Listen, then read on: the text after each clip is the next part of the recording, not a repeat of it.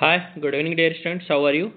I hope everything is well and your study is going very well, very nice way because your board examination is very near to you. And today we are going to discuss about a very important pre-board one examination paper subject English. Okay, so we'll be analyze today this paper, and I hope so you all have to connected. You all have to connected by YouTube. Okay, you all have to, and this paper I will going to analyze in the bilingual way, so it will be easy to all student. It means if you are state board student or the CBSE student, for both you will be get benefit. Okay, तो as you know well general instruction की अगर हम बात कर लेते हैं तो there is read the instruction carefully and follow them. सबसे पहले आपको इंस्ट्रक्शन को पढ़ना होता है. अगर आप बोर्ड का पेपर देने जा रहे हो तो आप इंस्ट्रक्शन को जरूर पढ़ लो. इंस्ट्रक्शन को पढ़ने से क्या होता है कि आपको बेनिफिट मिलता है. ठीक है, तो हम स्टडी 24/7 पे @अमरनाथ सर क्लासेस पे ज्वाइन हो चुके हैं यूट्यूब पे. और अगर आप लोग भी नहीं जुड़े हैं तो आइए जुड़ जाइए, क्योंकि और सारे पेपर्स के एनालिसिस हम लोग करेंगे आगे. अभी 10 में भी और हम पेपर्स लेके आएंगे. ठीक है, सैम्पल पेपर जो सीबीएसई ने रिलीज किया उसको भी एनालिसिस करेंगे और आपके वे में एनालिसिस करेंगे.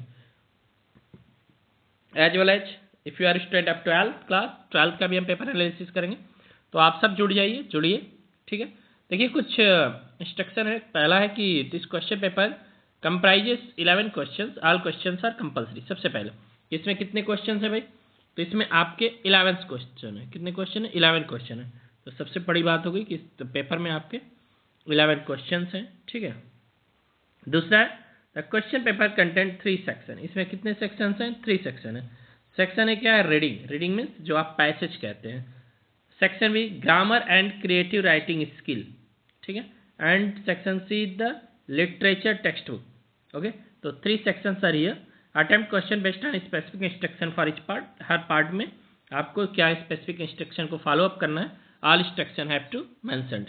ओके, चलिए आगे देखते हैं. तो सेक्शन है रीडिंग स्किल है. 20 मार्क्स का होता है. 2 पैसेजेस होते हैं यहाँ पे.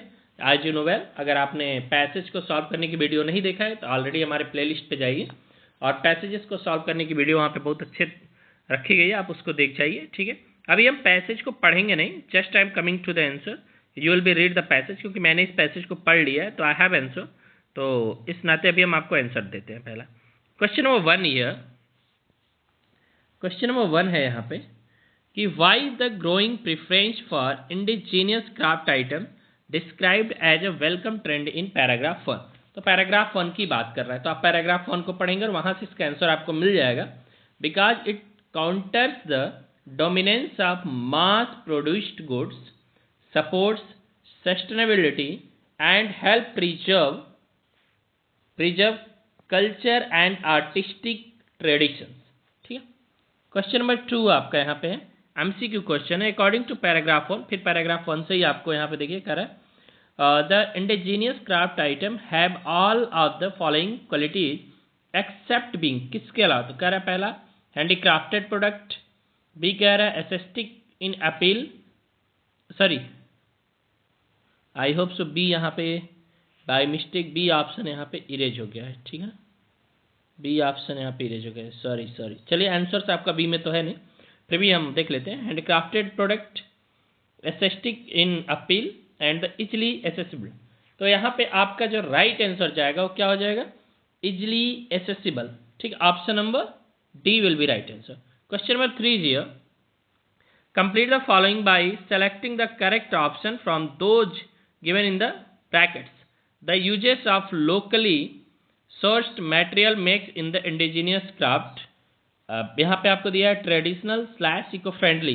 तो राइट आंसर हो जाएगा according to the passage eco friendly. क्या हो जाएगा राइट आंसर? इको फ्रेंडली हो जाएगा. ठीक है, आइए नेक्स्ट क्वेश्चन नंबर 4 पे चलते हैं. क्वेश्चन नंबर 4 है यहाँ पे, आप देखेंगे select the option that is true from A and C given for what the phrase time tested method suggested in paragraph 2. तो ऑप्शन इज हियर.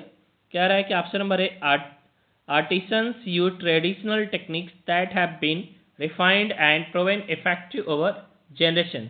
B है artisans use outdated practices that are no longer relevant in today's commercial market. And option number C is here artisans follow techniques that priorities speed and mass production over craftsmanship. तो आपका जो right answer हो जाएगा option number A होगा। Artisans use traditional technique that have been refined and proven effective over generations. आप question number 5 की हम बात अगर करेंगे तो कंप्लीट द एनालॉगी। एनालॉगी यहाँ पे दिया हुआ है by selecting one of the two correct option, A और बी दो है। ए कह रहा है पहले देख लीजिए क्वेश्चन यहाँ पे, फेयर ट्रेड फेयर वेजेस। फिर यहाँ पे स्पेस है, पैराग्राफ 3 में आपको जाना और इसका आंसर देखना है तो आपको मिलेगा एम्प्लॉयमेंट का बनेगा जॉब सिक्योरिटी, और बी में मास प्रोडक्शन का बनेगा रिड्यूस्ड प्राइसेस। क्वेश्चन नंबर 6 की बात करेंगे तो क्वेश्चन नंबर 6 है why supporting indigenous craft considered an effective way to improve the economic conditions of small communities. तो इसका राइट आंसर हो जाएगा supporting indigenous craft to improve the economic condition of small communities by providing artisans with a stable source of income. This empowers them to sustain their livelihood and encourages the continuation of their craftsmanship. Additionally, it reduces economic challenges in areas where other employment opportunities are limited, creating a positive cycle of growth within which community. ठीक है ना, तो इसका right answer हो जाएगा। अब चलते हैं क्वेश्चन नंबर 7। क्वेश्चन नंबर 7 पे आ जाइए आप लोग। क्वेश्चन नंबर 7 क्या है तो let us see here. Question number 7 कह रहा है MCQ, what are the main idea of paragraph 4 and 5। तो आपको पैराग्राफ 4 एंड 5 को पढ़ना है and you will B get answer you will B get here option से यहाँ पे 1 2 3 4 5 है, और ऑप्शन ए कह रहा है कि मेन आइडिया ऑफ पैराग्राफ यानी कि सेकंड और 4 कह रहा है, बी कह रहा है यहाँ पे आप लोग देखेंगे बी कह रहा है 5 और 2 है, सी कह रहा है 1 और 3 है, डी कह रहा है 4 और 2 है। तो राइट आंसर हो जाएगा ऑप्शन नंबर 1 और 3 जो बता रहे हैं, यानी कि ऑप्शन नंबर सी जो है राइट आंसर इसका है।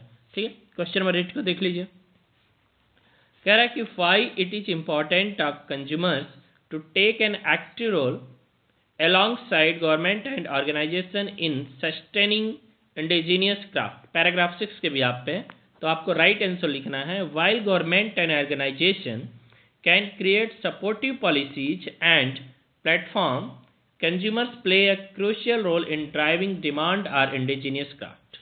ठीक है, without consumer interest and investment these efforts may fail to translate into tangible benefit for artisans. Consumers' choices directly impact the visibility and survival of handmade craft, making their active participation essential for creating a sustainable market and preserving cultural heritage. This will be right answer for question number 8. तो first paragraph हम लोगों ने, first passage को हम लोगों ने attempt कर लिया। आई होप सो कि आप सभी को आंसर आसानी से मिल रहा होगा पैराग्राफ में जाके ढूंढ के। ठीक है ना, पैसेजेस में जब आप ढूंढ रहे हैं तो उन स्पेसिफिक पैराग्राफ पे। तो अगर अभी तक आपने अपने चैनल को सब्सक्राइब नहीं किया है तो सब्सक्राइब कर लीजिए, जुड़ जाइए, और अगर वीडियो अच्छी लग रही है लाइक तो ज़रूर करिए। फिर सेकेंड पैराग्राफ है कि read the following passage. Second paragraph is here, एक फिर से आपका पैसेज है। ठीक है, और इस पैसेज के यहाँ पे there is the 4 part of the passage. 4 part यहाँ पे आपको दिए गए, 4 पार्ट में डिवाइडेड है, ये 1 2 3 एंड 4। तो I have read already of this passage. तो हम डायरेक्ट क्वेश्चन पे आ जाते हैं। आप लोग इसको एक बार जरूर पढ़िएगा, चारों पार्ट को आप लोग अच्छे से पढ़ेंगे तो you will B get benefit. ठीक है ना, आप चारों एक बार पढ़ लीजिएगा, you will B get benefit from here, क्योंकि बिना पैसेज के तो आंसर हो नहीं सकता। अब किसी एक स्टूडेंट का कमेंट है sir how to solve passage, तो देखिए एक पैसेज के लिए मैंने वीडियो बना रखी है। ठीक है ना, आप उसको जाइए और प्लेलिस्ट से देख डालिए। चलिए let us see question number 1। Why did the study most likely focus on the 2 specific age group 10 to 12 and 13 to 16 according to paragraph 1 आपको आंसर करना है। This is so because these age groups ABCD option is here. तो right answer आपका हो जाएगा are when students develop and refine their writing habit. This is the right answer for this question. Now question number 2 is here. Question number 2 क्या कह रहा है कि identify the phrase in paragraph 1 that convey the writer's reference to the patterns of references observed in how students use pen for various writing tasks. तो क्या हो जाएगा right answer इसका? Trends in writing habits, trends in writing habit. Question number third है complete the following by, question number third है यहाँ पे देखेंगे आप, complete the following by selecting the correct option from those given in the brackets. Geeta, aged 11, wishes to complete her practical file neatly, ensuring her work is legible and appealing. She is most likely to choose a micro tip pen for his task because the speed and precision. तो right answer होगा precision. If will be see the passage तो आपको मिलेगा यहाँ पे right answer precision. Question number 4 है what does the writer mean by affordability while setting the high percentage of ballpoint pen uses। तो right answer आपका हो जाएगा by affordability the writer refer to the lower cost of ballpoint pens compared to micro tip pens, making them accessible and budget friendly for student। Question number 5 आ जाइए। Question number 5 फिर क्या है? MCQ है। when the writer says distinct pattern in the line, the result revealed distinct pattern based on age groups and writing purpose of paragraph 3। Okay, तो ही C means that, उसका means क्या है? तो 5 का जो आंसर नंबर हो जाएगा बी होगा, ए होगा, 5 का बी होगा।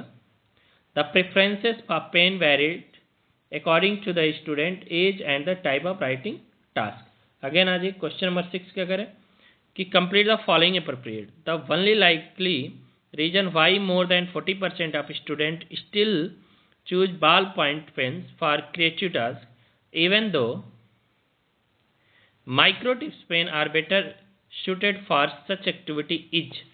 तो क्या हो जाएगा? तो क्वेश्चन नंबर 6 का राइट आंसर इसमें हो जाएगा, अगर आप पैराग्राफ नंबर 3 को पढ़ेंगे तो ball point do not dry out quickly unlike micro tips, ball point work on variety of surface unlike micro tips, ballpoints are less likely to smudge unlike micro tips, ballpoint pens are usually more affordable।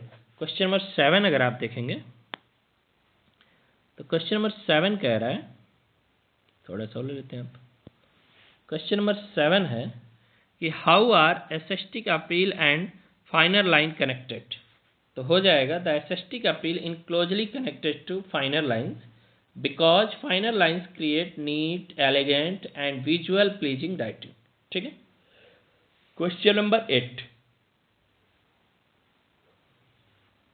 Question number 8 is elaborate how hybrid feature in pens would lead to commercially visible product। Paragraph number 4 के according इसका answer आपको मिलेगा hybrid feature in pen such as the combining the speed and reliability of ballpoint pens with the precision and aesthetic appeal of micro tips pen would likely result in a commercially viable product, as such pen would cater to broader demographic, meeting the needs of students across different age groups and writing tasks।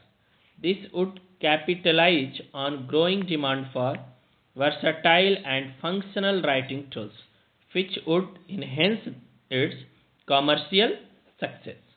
ठीक है। Question number 9 क्या कर रहा है? तो fill in the blank with one suitable word. आपको suitable word इसके लिए फिल करना है क्या है?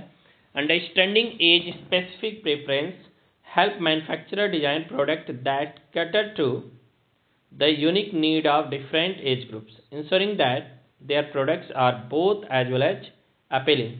तो इसमें जो राइट आंसर हो जाएगा वो क्या हो जाएगा? या तो आप फंक्शनल फिल कर लो या तो यूजफुल फिल कर लो। ठीक है ना, both will be right answer. अब आते हैं नेक्स्ट ग्रामर पे, यानी कि ग्रामर का जो हमारा सेक्शन है ए बी सेक्शन होता है, छूट गया यहाँ पे। कह रहा है कि complete in of 12 of the following task as directed. आपके पेपर में भी ऐसे ही होगा, 12 क्वेश्चन ग्रामर से आपको मिलेगा, उनमें से 10 क्वेश्चन आपको क्या करने होंगे? अटेम्प्ट करने होंगे। ठीक है ना, समझ आ रही है आप लोगों को बात?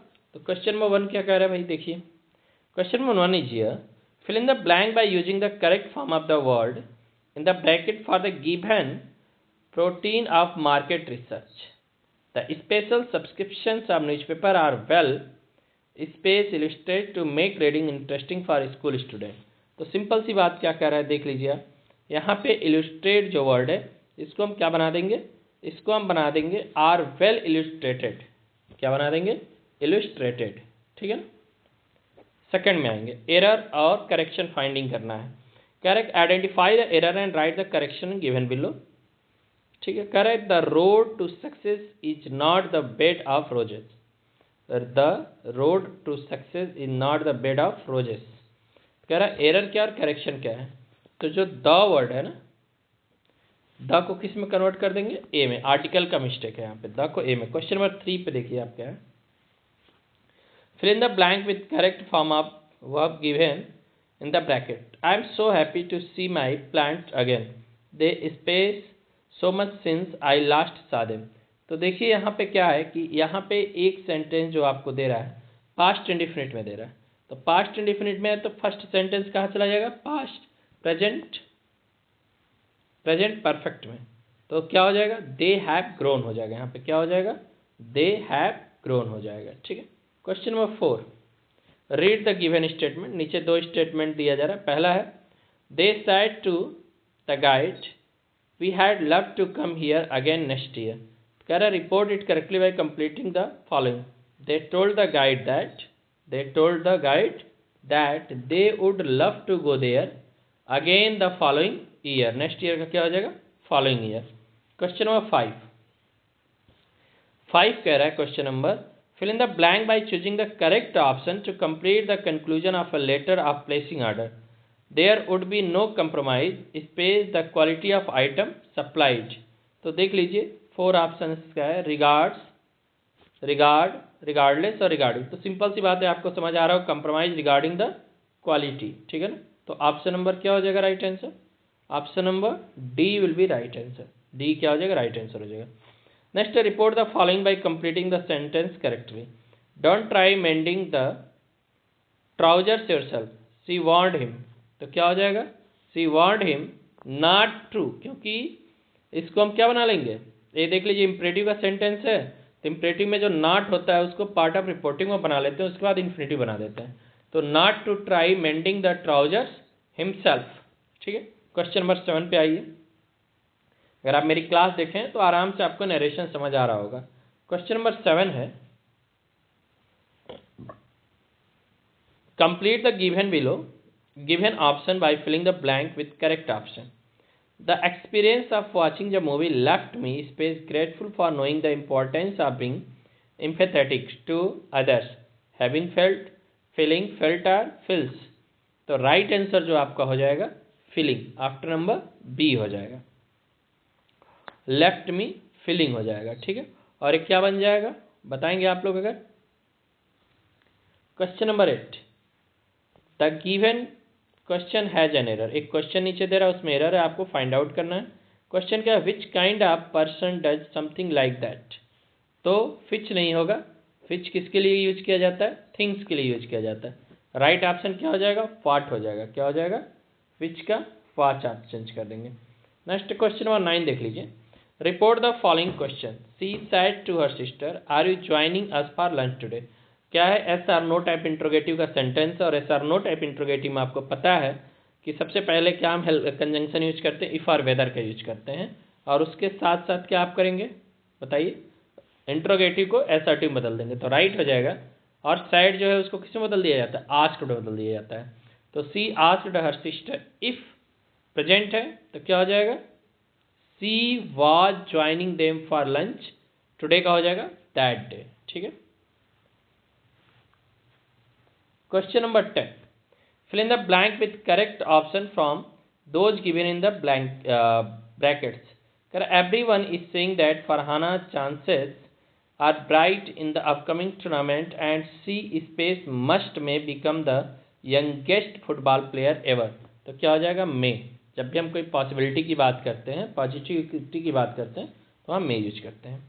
fill in the blanks to complete the sentence in a teacher diary by choosing the correct option. Space student in the class submitted their assignment on time. तो क्या हो जाएगा, आप देख लीजिए कहाँ से दिया हुआ क्वेश्चन, राइट आंसर होगा सी एवरी। किससे क्वेश्चन, क्वांटिफायर्स का क्वेश्चन है, ठीक है। Question number 12 and last question of the इस सीरीज की ग्रामर का है। Choose the correct option, fill in the blank. I looked inside the bucket and saw there was space water in it, so they had to add more to use. क्या है भी determinants का quantifier topic है। यहाँ पे little है, any है, few है, लिस्ट है।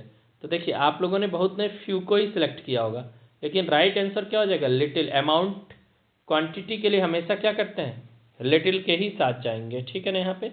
तो ये आपका हो गया grammar section. Let us come to the next topic, writing. Writing में आपके पास 2 राइटिंग्स है। पहला राइटिंग क्या है, लेटर राइटिंग है, और सेकंड क्या है बताइए, एनालिटिकल राइटिंग है। गुड। तो लेटर और एनालिटिकल 2 क्वेश्चन है।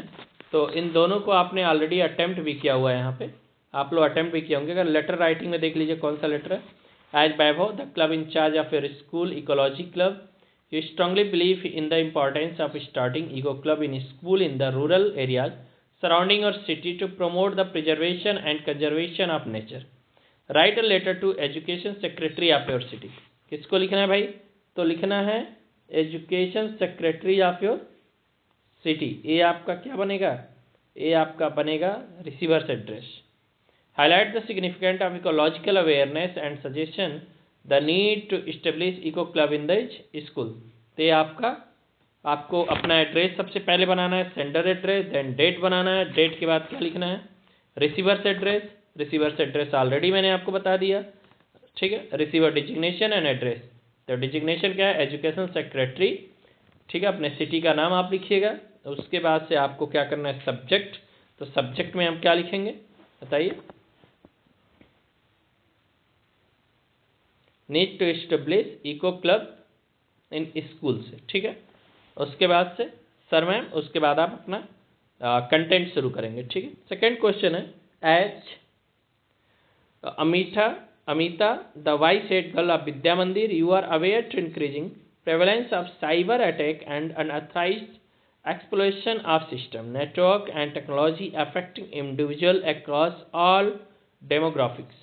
Right a letter to editor. किसको लिखना है, एडिटर को लिखना है।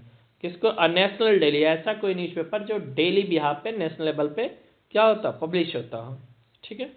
In about 120 words stretching the urgent need of the promote digital security among all age group, यानी कि सभी एज ग्रुप के बच्चों के बीच में डिजिटल सिक्योरिटी के बारे में क्या करने के लिए, प्रमोशन करने के लिए। Highlight the challenge posed by cyber threat and propose practical solution to address their growing issue, ठीक है। तो इसको आप लोग लिखेंगे। अगला क्वेश्चन क्या है, लेट अस सी 5 है। 5 है क्या है कि 5 में 2 एक्सपर्ट दिए हुए हैं और दोनों को क्या करना है, आपको पढ़ना है।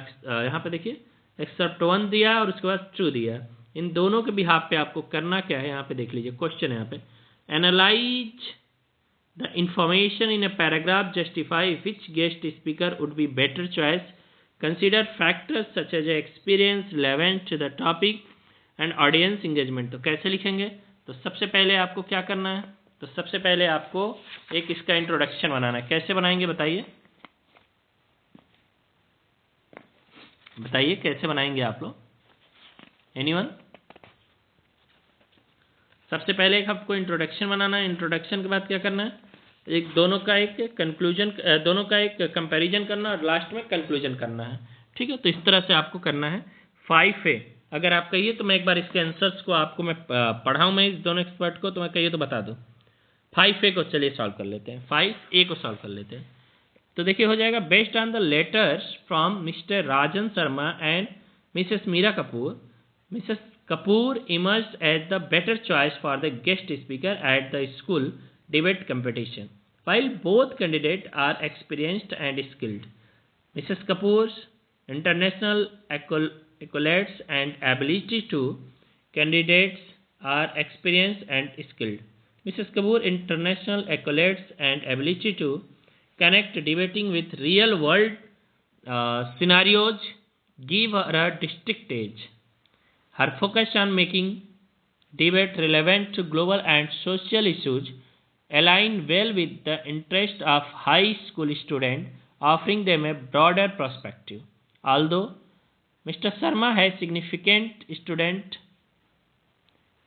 experience as a coach and speaker, his approach appears more focused on techniques rather than engaging student with relevant and inspiring real-world example. Moreover, Mrs. Kapoor's emphasis on personal growth through debating resonates with the developmental need of student. Her global exposure and reliability make her the ideal speaker to inspire and connect with the audience effectively. ये क्या था? Expert पहला था जिसको हमने analyse किया. अब second को हम कर रहे हैं, एक्सपर्ट सेकंड को कर रहे हैं. Based on the letter from Mr Rajan Sharma. ठीक है ना? Based on the letter from Mr Rajan Sharma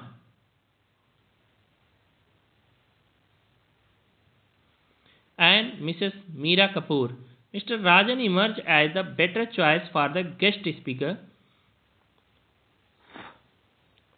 at the school's debate competition. With over 10 years of experience as a debate coach and public speaker, Mr. Sharma brings unmatched expertise in nurturing critical thinking and fostering a passion for debating among students. His track record of guiding students to success in national level competitions demonstrates his ability to deliver practical insights and techniques that directly contribute to debate performance, while Mrs. Kapoor's global exposure and focus on real world relevance are commendable. Mr. Sharma's hand-on experience in coaching students and making them competition ready seems more aligned with the goals of the debate society. ठीक है.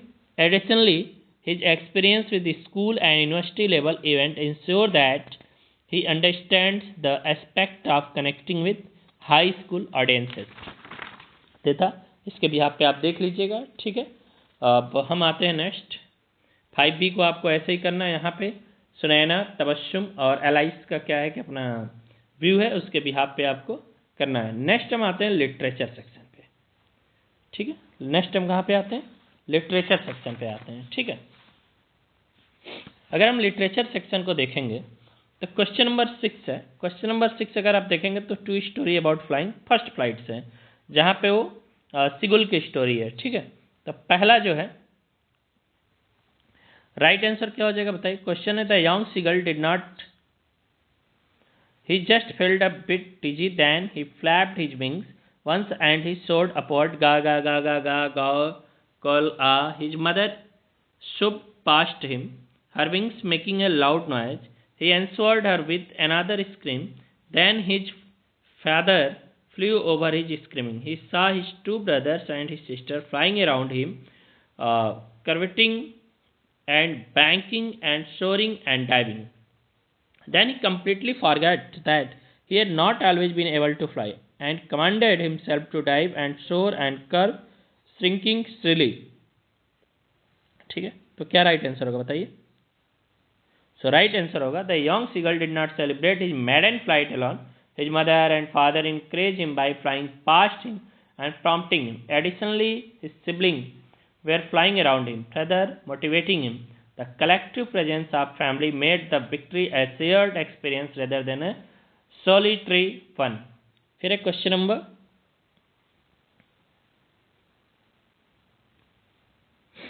2 देखिए. Question number 2 है which of the following statement best explain the young seagull experience as he start flying. 2 options आपको दे रहा है, option number A और option number B. तो राइट आंसर जो हो जाएगा option number B. The young seagull gradually gained confidence and joined his family in the air. ठीक है. क्वेश्चन नंबर 3 देखिए. What can be inferred about the young seagull emotional state after flying with his family? तो right answer हो जाएगा the young seagull feels a sense of accomplishment and excitement as he forgot that he was once afraid to fly and embraces the thrill of soaring and diving with his family. Question number 4. यहाँ पे कुछ sound and moment word दिया है. Flapped, shrinking, swooped, soared, screaming. Select the option that correctly categorize 1 to 5 into sound and moment words.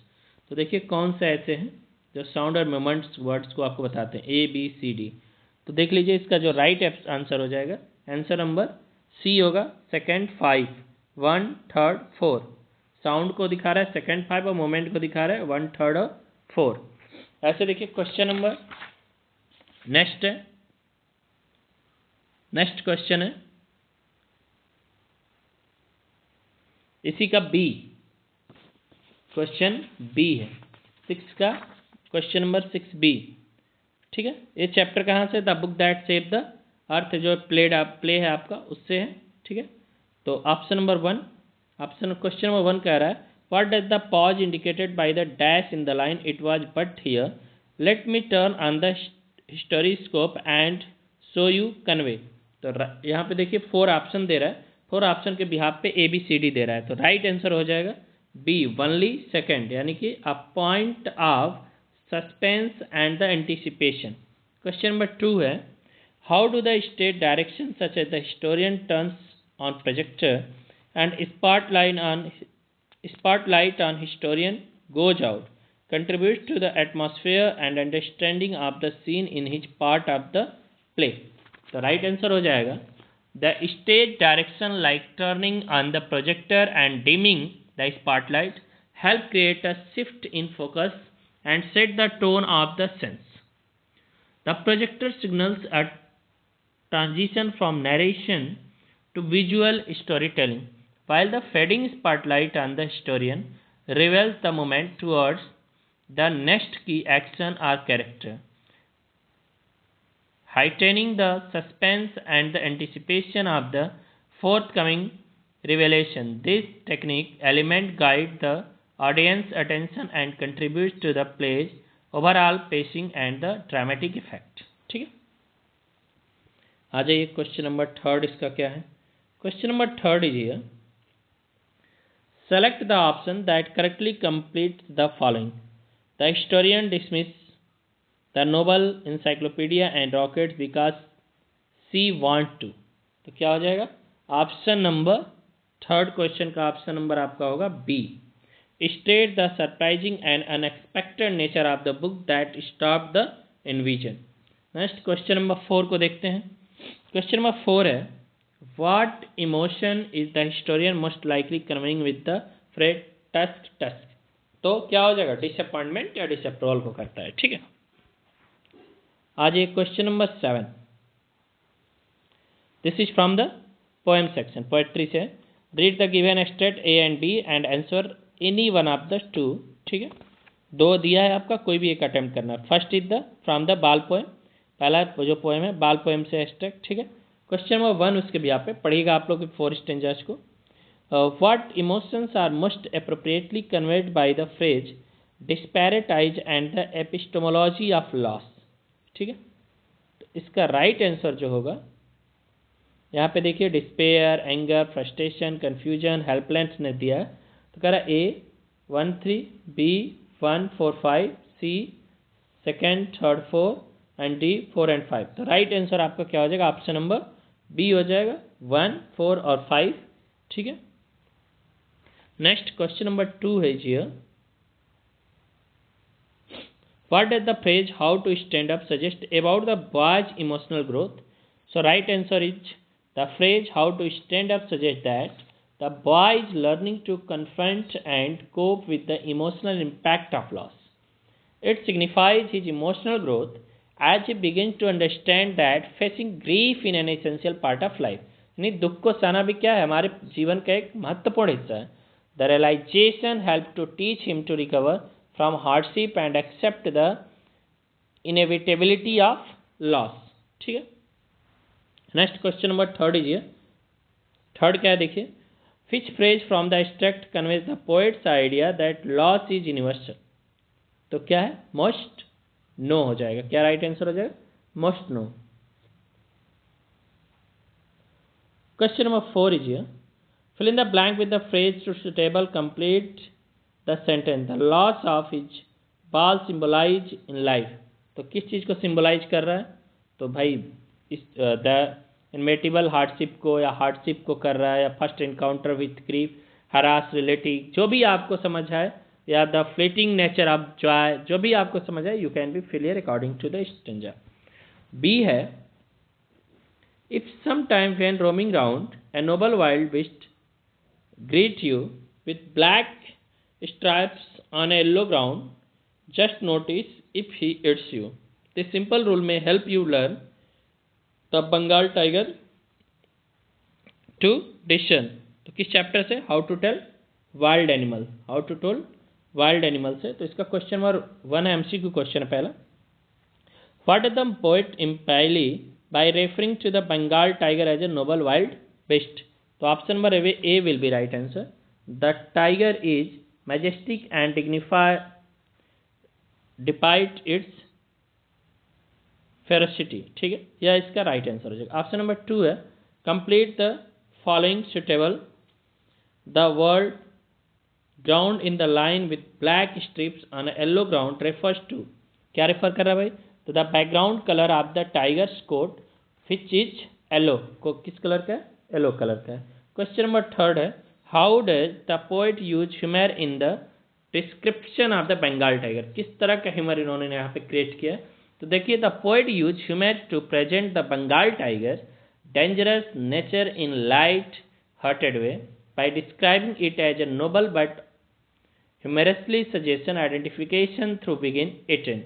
The poet softness the fear associated with the tiger and makes it for city entertaining, मतलब एक humorous entertaining way में इन्होंने कर दिया है। The playful tone and the ironic contradiction between calling the tiger noble and focusing on its ferocity create a humorous effect, ठीक है, making the tiger dangerous nature seem amusing rather than frightening. Question number 4 is here. Identify the phrase in the poem that is advisory in nature. तो simple क्या है, देखो यहाँ पे दिया हुआ है, this simple rule may help you learn, यही इसका क्या है? सिंपल एडवाइजरी यहाँ पे। Next you come to the question number 8। Question number 8 is here,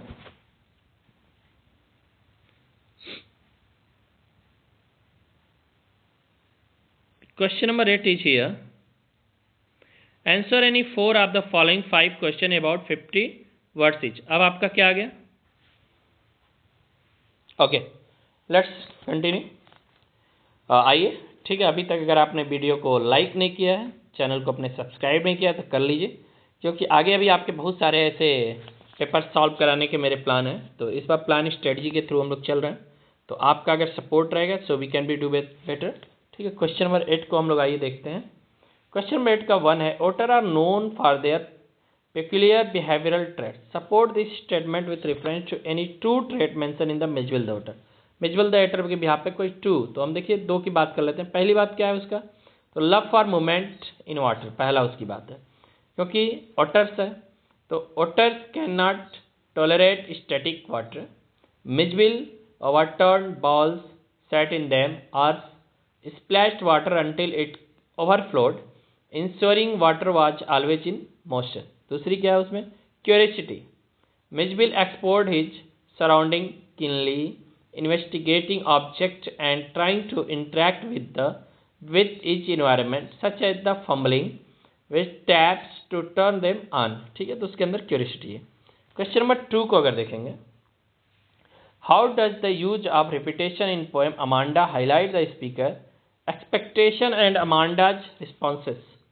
ठीक है, तो the repetition highlight the speaker content expectation, reinforcing Amanda's lack of freedom and autonomy. The repeated commands like don't bite your nail highlight the pressure placed on Amanda. In contrast, अगर इसके विपरीत बात करें तो Amanda imaginative escaped which are not repetitive, reflect her desire for independence and freedom, showcasing the tension between external control and her longing for self-expression. Next question की अगर हम बात करेंगे, क्वेश्चन नंबर 3 जो है आपका, question number 3 is here, how can Nelson Mandela vision of liberating both oppressed and oppressor be applied in modern day society to address issue of inequality and the discrimination? Long walk to freedom, Nelson Mandela's Nobel तो right answer हम लिख लेंगे, the vision can be applied in modern societies by fostering dialogue, understanding and reconciliation between different groups, addressing inequality required not only empowering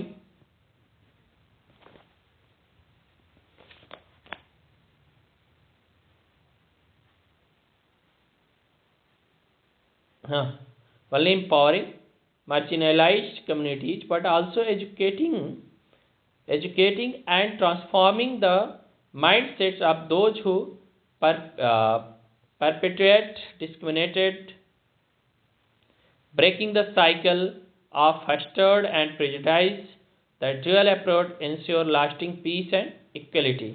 question number 4 देखिए कहाँ क्या कह रहा है, कह रहा है कि how does the line and then moves and reflect the transient nature of the fog, thereby contributing to the poem's deeper message about life impermanence. ठीक है ना, कौन से चैप्टर से, फॉग से है, तो राइट आंसर इसका आप लिख सकते हैं, the line symbolize the fleeting and impermanent nature of the fog, paralleling the transient moment in life. Just as the fog quietly arrives, lingeringly briefly, and disappears, so to do many moments in life that come and go without warning. हमारे life में बहुत ऐसे moment हैं जो बिना warning के आ जाते हैं, या बिना हमको पता भी नहीं रहता, और मोमेंट हमारी लाइफ में आते हैं. ठीक है, often leaving a lasting impression, हमारे पर एक लंबा प्रभाव छोड़ जाते हैं, or a sense of reflection. This imagery reinforces the poem's theme that, like fog, many experiences are temporary, quietly arriving and departing without notice, बिना बताए, without any notice आते हैं, leaving behind a scene of mystery and the contemplation. Question number 5 की बात करते हैं, proposal से है, कह रहा है कि how does Chibuko reaction to Lumo marriage proposal reflecting his priorities and values. ठीक है, कैसे उसके प्रायोरिटीज और वैल्यूज को रिफ्लेक्ट करते हैं, तो what will be right, you can write here, Chibuko reaction to Lumo's marriage proposal reflect his opportunistic and materialistic priorities. He enthusiastically embraced the proposal, showing relief and joy, not because of Lumo's love for Natalia, but due to the potential benefit of securing a marriage for his daughter with the neighboring landowners. His exaggerated affection for Lumo, calling him my dear fellow, contrasts sharply with his prior suspicions.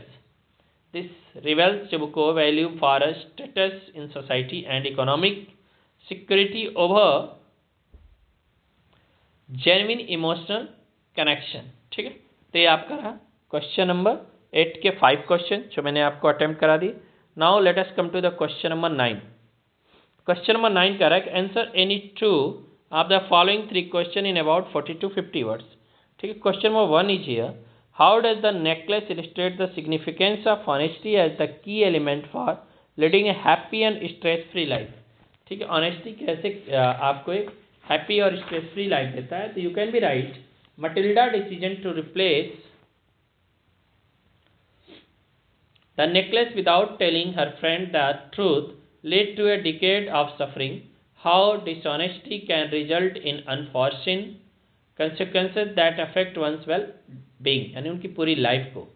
The act of lying caused unnecessary stress and anxiety. Matilda and her husband live in a constant fear of being found out, which affect their physical and emotional health.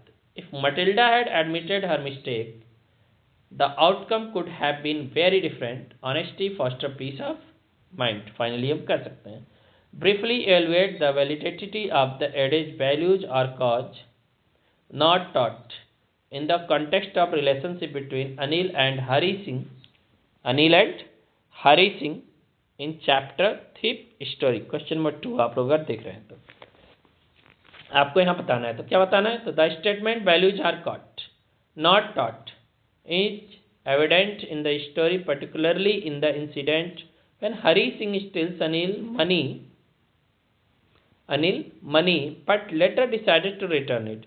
Anil's silent trust and kindness, such as the forgiving Hari Singh failed attempt at the cooking and teaching him to read and write deeply impact the thief. These actions rather than words teach Hari Singh the value of trust and honesty, prompting him to choose integrity over theft.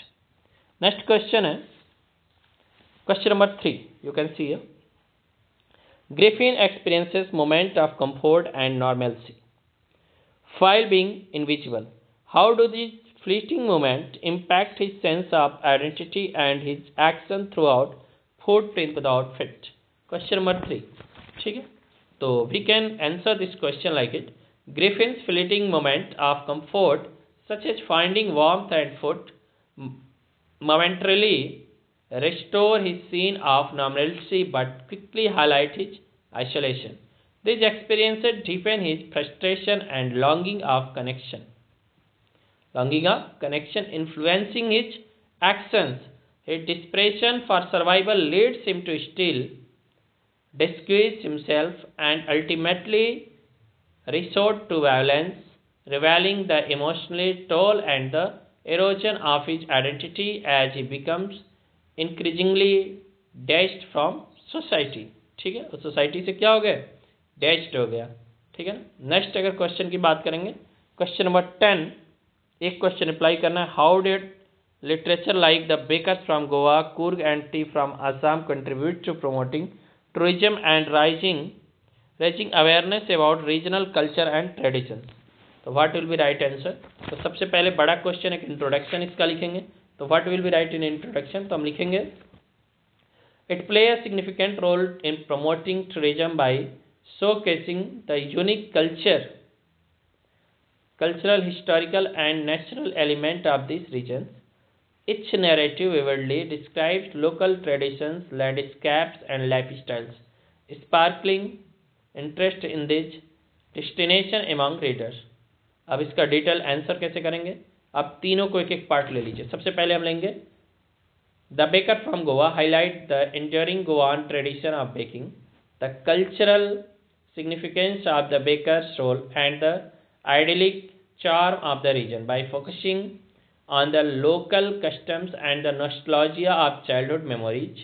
In attracts visitors eager to experience Goa's rich heritage, culinary delights and laid-back atmosphere. Now we take the second point, Coorg. Coorg introduced readers to the region of beautiful landscape, rich history and distinct culture. It entices tourists by describing the Kurgi people, martial tradition, hospitality and the connection to nature. Now we are coming for the third point, tea from Assam. Tea from Assam presents Assam as a tea haven, talking about the tea gardens, picturesque landscape and the cultural significance. Okay. The story highlighted the importance of tea in Assam history, making it an attractive destination for travelers keen of the exploring the tea estates, learning about tea cultivation and the experiencing the region's serene beauty. ठीक है, last में हम conclusion कर देंगे. तो the detailed depictions of this region make them effective tools for a prompting tourism by encouraging people to visit and experience the unique place first line. ठीक है, अब इसी तरह देखिए इसमें एक और क्वेश्चन दिया है. The poem the tree and the tiger in the zoo resonance the theme of importance of freedom and the desire to break free from any kind of dominance. Examine. ठीक ना, तो एक किसको इम्पोर्टेंस, फ्रीडम और Dzire को कहता है कि break free from any kind of dominance. तो देख लीजिए भाई क्या कह रहा है, कैसे कह रहा है, इसका आंसर कैसे लिखेंगे. तो सबसे पहले हम शुरू करेंगे ट्री से, क्योंकि ट्री की बात पहले कर रहा है. तो the tree are metaphorically trapped within the house with their roots distinguishing from the cracks in the veranda. Their movement toward the forest represent a yearning for freedom and a return to their natural state. The tiger is a physically confined, tiger in the zoo में, to a cage in the zoo, symbolizing the desire to break free from captivity and return to the wild. The tiger's restlessness in the cage mirrors the internal struggle for freedom. फिर हम ले लेते हैं tree को. The tree symbolize natural growth and freedom. They are released from the house, signifies nature, tolerance, and the need of unrestricted growth, much like the human desires to escape limitations that are either physically or the societies. अगर हम tiger की बात करते हैं, the tiger represent the power, nature and the wildness that is stifled by human confinement. The metaphorical connection to freedom is portrayed through the tiger yearning for the freedom to roam freely in its natural habitat. फिर एक बार comparison एक और ले लेते हैं. The movement of the trees toward the forest symbolize liberation from human-made boundary. जो इंसानों ने एक बाउंड्री बना दिया, उससे एक आज़ादी की ओर डिनोट करता है. Stressing how freedom brings renewal and natural growth. अगर जू की बात करते हैं टाइगर इन द जू में, तो द जू रिप्रेजेंट ऑपरेशन यानी कि शोषण को दिखाता है. Where the tiger desire for freedom is unmet. The contrast between the freedom of the wild and the limitation of captivity is the stark showcasing the tiger struggle. Okay, चलिए ये हो गया 2 क्वेश्चन आपका. आगे आ जाइए. नेक्स्ट है, how does the author use the narrative technique of the mysticism in the midnight visitor to enhance the suspense and the story unexpected ending. ठीक है, क्योंकि एक एंडिंग का तो एक्सपेक्टेशन मिलता नहीं है. ठीक है, और ऊपर से मिस्ट्री भी इसमें है. तो देख लीजिए क्या हम कैसे इसका आंसर लिख सकते हैं. The author uses the narrative technique. Narrative technique की बात किया है इसमें. आप miss direction masterful in the midnight visitor to enhance suspense and deliver the unexpected ending. From the beginning, the reader is led to believe in the extent of balcony, Ashbel fabricated story. ठीक है, पहले तो ऐसी बातें करता है. By confidently describing how the balcony has been used for instructions in the past. Ashbel जो एक खुद भी क्या है, सेक्रेट एजेंट है, creates a believable scenario. The misdirection not only deceived Max but also built tension as the reader anticipates how the balcony might play a role in the unfolding event. The suspense peaks when Max, in a desperate attempt to avoid the police, decided to escape through the balcony. जिस balcony existence की बात होती है, only to realize too late that it does not exist. This clever twist disabilities expectation and the highlights Oswald's wit and the resourcefulness. The use of misdirection keep the reader engaged and ensure a surprising and satisfying conclusion to the story. Last question of this paper है कि comment critical on the role of the surgery in the triumph of surgery. जो surgery का role है ना chapter triumph of surgery में, उस पर critical comment आपको करना है. तो how to will be right answer. तो you can be right answer like it. The role of the surgery in the story is the pivotal, both as a place of the physical recovery and as a catalyst for tricky transformation. Critically, the surgery present a contrast to the overdolent environment at Mrs. Pumphrey's home. Mrs. Pumphrey कौन है इसमें, उसकी mistress है. ठीक है ना. While Mrs. Pumphrey's pampering and the excessive feeding led to Tricky's ill health, the surgery offers a more balanced, structured environment where Tricky receive proper care, including a strict diet वहाँ मिलता है, exercises and importantly socially interaction with other dogs, all of which contribute significant of his recovery.